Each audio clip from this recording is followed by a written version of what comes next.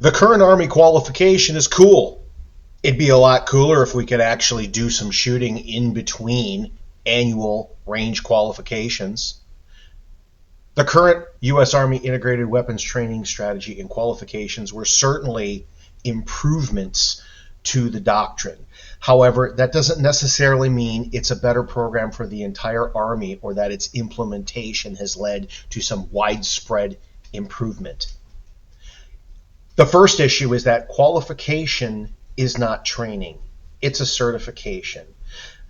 The big problem is the only time most units, even infantry and combat arms units and brigade combat teams, ever do any live fire is when they go qualify. There are almost never any ranges where soldiers just go to learn or practice or train.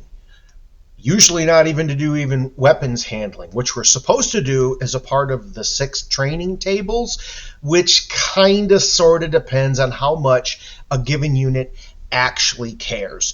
There certainly are great programs such as Marksmanship Master Trainer course and various Army marksmanship programs, but it's extremely hit or miss whether anyone in the Army is even aware that these things exist, much less if they have personally attended them.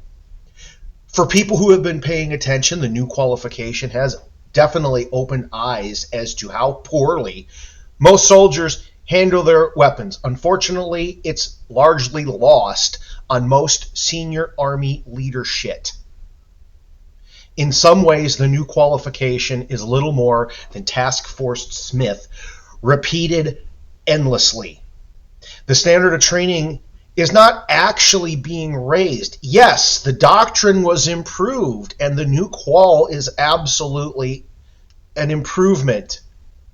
But if people aren't able to pass it on their first attempt and we just let them qual a second or third time, they're not really better.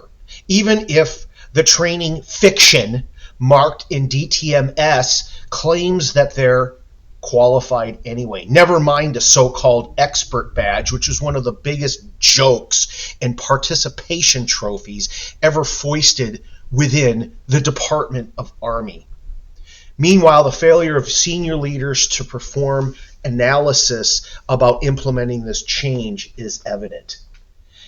Yes, we can tell folks that you can't use a paper qual at 25 meters like the old Alt-C, and that the automatic record fire range with pop-up targets is the only source of record fire available. How many new automatic record fire ranges have been built? Because if you no longer have that old easy button and you don't have any new access to facilities to facilitate this new qual, then how much great training are military personnel actually doing?